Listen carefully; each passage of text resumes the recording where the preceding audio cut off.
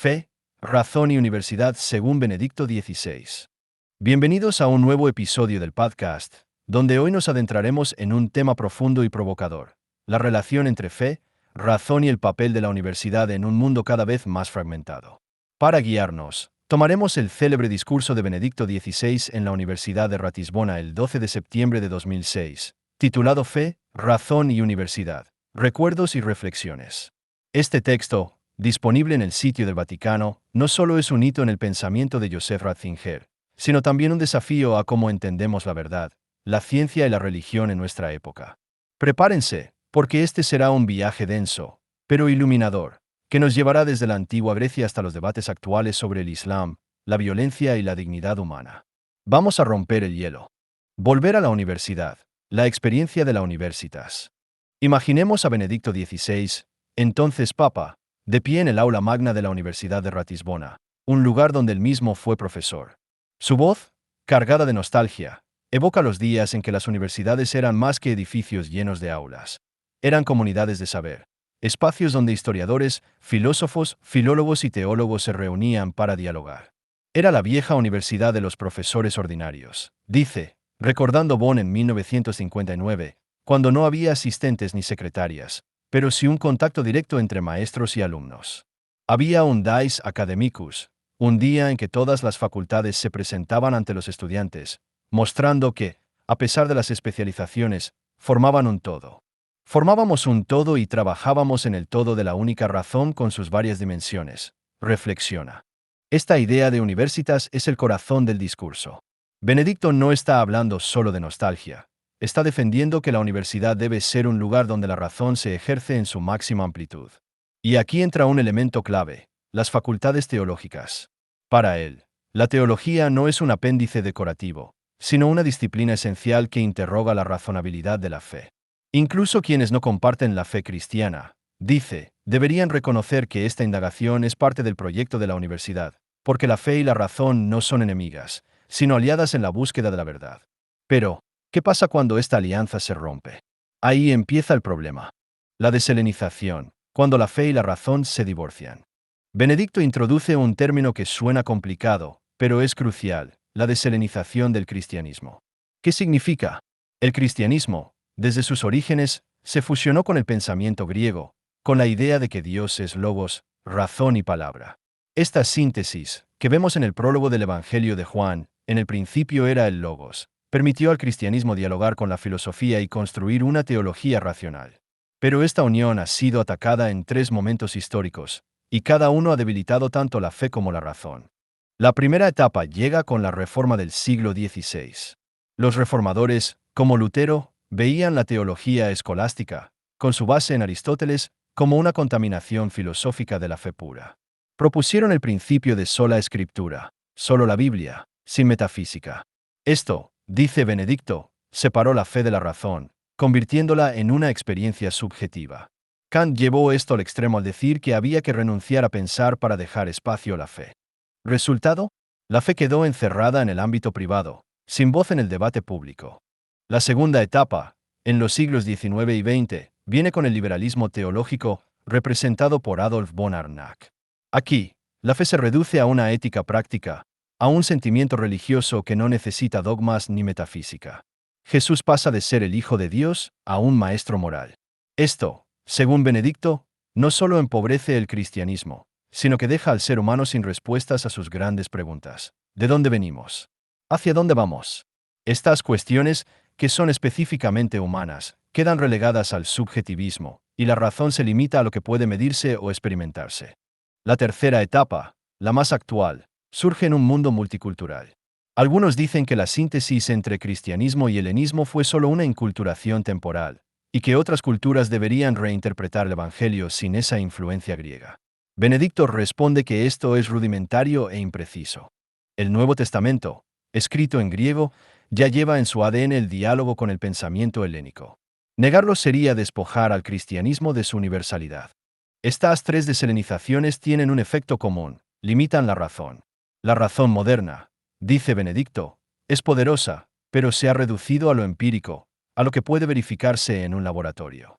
Esto ha dado grandes avances tecnológicos, pero no puede responder a la pregunta última: ¿Por qué existe algo y no más bien nada? Al excluir la filosofía y la teología, la razón moderna deja al ser humano huérfano de sentido. La razón moderna, un gigante con pies de barro. Hagamos una pausa para entender esta crítica a la razón moderna.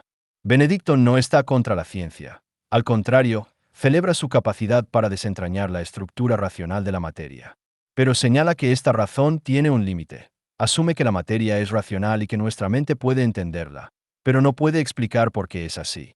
La razón de las ciencias modernas lleva en sí una pregunta que la trasciende. Dice, es como si la ciencia fuera un mapa detallado, pero sin un destino. Esta autolimitación tiene consecuencias éticas. Si la razón solo se ocupa de lo verificable, las preguntas sobre el bien, la justicia o la dignidad humana quedan en el ámbito subjetivo. El sujeto decide, basándose en sus experiencias, que considera admisible en materia de religión, y la conciencia subjetiva se convierte en el único árbitro de lo ético, advierte Benedicto. Esto lleva al relativismo, donde no hay valores compartidos, solo opiniones personales. Y aquí está el peligro. Sin una razón ampliada, que incluya la filosofía y la teología, no podemos construir una comunidad que respete la dignidad humana. Fe, razón y el desafío del Islam. Ahora llegamos a la parte más polémica del discurso, la que desató titulares y controversias, la referencia al Islam. Benedicto cita un diálogo del siglo XIV entre el emperador bizantino Manuel II Paleólogo y un erudito persa. En este diálogo, el emperador dice, muéstrame que ha traído de nuevo Mahoma, y encontrarás solo cosas malas e inhumanas, como su directiva de difundir por la espada la fe que predicaba. La cita, tomada de un texto editado por Theodore Cowry, es dura y, como reconoce Benedicto, sorprendentemente abrupta. Pero no la usa para atacar el Islam, sino para plantear una cuestión universal. ¿Es razonable usar la violencia en nombre de la religión? El argumento del emperador es que Dios es logos, razón y palabra, y que actuar contra la razón, por ejemplo, con violencia, es contrario a la naturaleza de Dios. No actuar según la razón es contrario a la naturaleza de Dios, cita Benedicto. En el cristianismo, esta idea de Dios como logos implica que la fe debe ser racional y dialogante, no impuesta por la fuerza. El emperador contrasta esto con el yihad, la guerra santa, que, según algunas interpretaciones del Corán, justificaría la violencia. Benedicto no está diciendo que el Islam sea intrínsecamente violento, pero usa este diálogo para subrayar que cualquier religión, incluida la cristiana, debe someterse al escrutinio de la razón. La controversia que siguió al discurso, con protestas en algunos países musulmanes, opacó su mensaje central. Benedicto no buscaba ofender, sino invitar al diálogo interreligioso basado en la razón. En un mundo donde la religión a veces se usa para justificar la violencia, esta pregunta es urgente. ¿Puede la fe ser verdadera si renuncia a la razón? La respuesta de Benedicto es clara, no. Y esto aplica tanto al cristianismo como al Islam. Ensanchar la razón. Una propuesta para el futuro. Entonces, ¿cuál es la solución? Benedicto propone ensanchar el concepto de razón. La razón no debe limitarse a lo empírico, sino abrirse a las grandes experiencias e intuiciones de las tradiciones religiosas, especialmente la fe cristiana. Esto no significa imponer el cristianismo, sino reconocer que la teología y la filosofía pueden responder a preguntas que la ciencia no toca.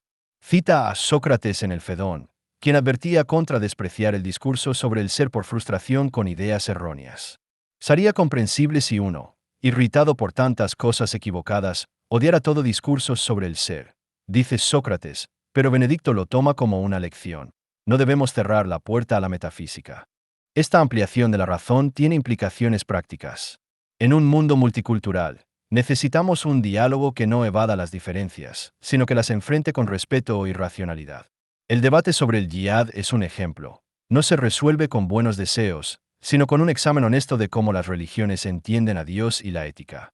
La universidad, como espacio de universitas, es el lugar ideal para este diálogo, porque allí la razón y la fe pueden encontrarse sin prejuicios. Conclusión. Un llamado a la verdad. Cierro con una reflexión personal. El discurso de Ratisbona, aunque malentendido por algunos, es un manifiesto por la verdad. Benedicto XVI nos desafía a no conformarnos con una razón amputada ni con una fe ciega. La universidad, dice, debe ser el faro donde fe y razón se iluminan mutuamente, respondiendo las preguntas que definen nuestra humanidad. ¿Quiénes somos? ¿Para qué vivimos?